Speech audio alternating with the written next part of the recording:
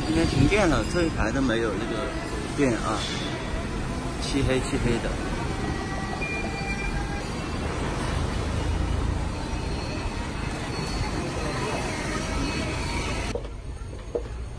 自己没烧吗？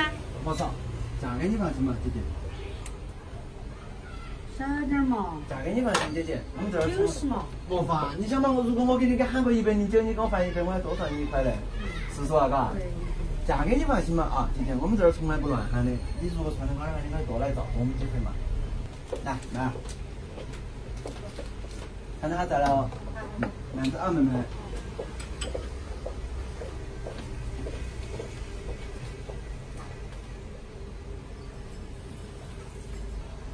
Hello， 大家好，我是小刘。今天早上店里面停电了，不过我的运气还不错。